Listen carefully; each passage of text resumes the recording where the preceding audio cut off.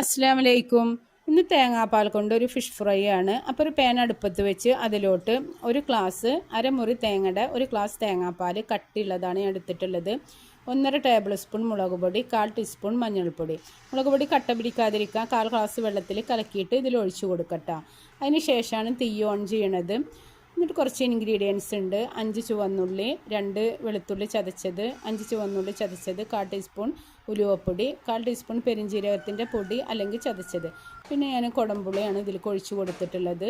പുളിവെള്ളമായാലും കുഴപ്പമൊന്നുമില്ല. പച്ചമുളക് കീറിയിടണം, വേപ്പില ഇടണം.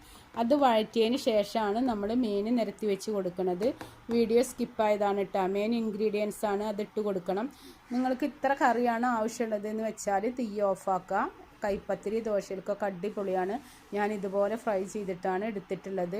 ഈ കക്ക മതി നമുക്ക് ചോറ് കഴിക്കാനിട്ടാ. നിങ്ങൾ ഇതുപോലെ ചെയ്ത് നോക്ക്, സൂപ്പറാണ്, അടിപൊളിയാണ് ഇട്ടാ. നിങ്ങൾക്ക് ഇഷ്ടപ്പെട്ടാൽ ലൈക്ക് ചെയ്യണം, കമൻറ്റ് ചെയ്യണം, സബ്സ്ക്രൈബ് ചെയ്യണം, ലൈക്ക് ചെയ്യണം.